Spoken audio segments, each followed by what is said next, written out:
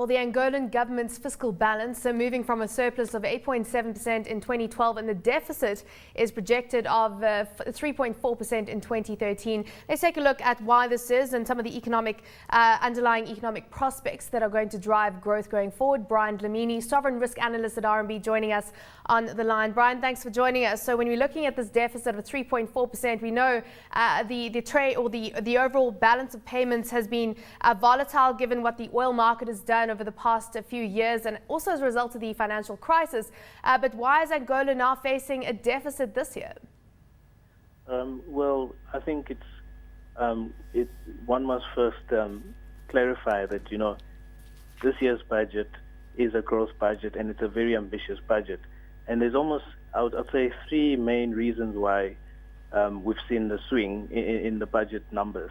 First of all, in this new budget, there's a consolidation of Sonangol's, which is a state-owned company, Sonangol's expenditure, or what is called quasi-fiscal expenditure.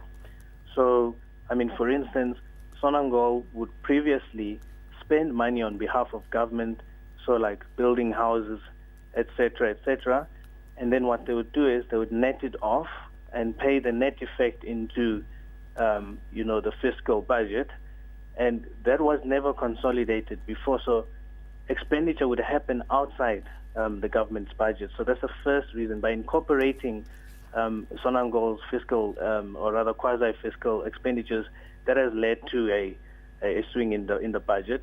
The second reason for this is that we are seeing a 60% increase in public investment in the 2013 budget. So government is serious about addressing the infrastructure challenges that are in the country. Mm-hmm. So that is quite comforting. And then finally, we're also seeing a 26% increase in public spending, which is also a reason why this budget is, I would say, in the deficit range.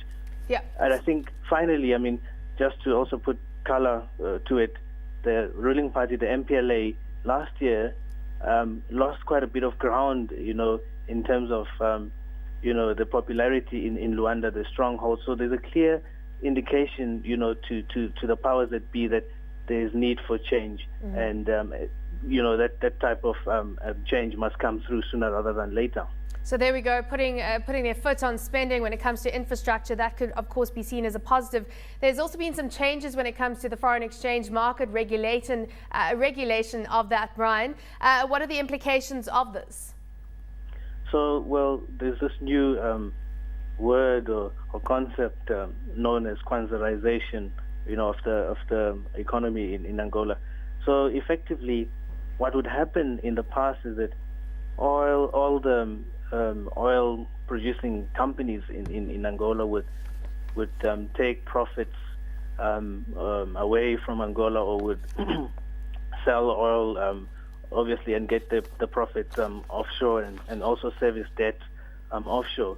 But now with the kwanzaarization legislation, government is saying, well, perhaps the money must come back into Angola so that a full accounting exercise can be done, to see how much was produced in the country versus how much the oil companies actually, account as revenues, a consolidation of that.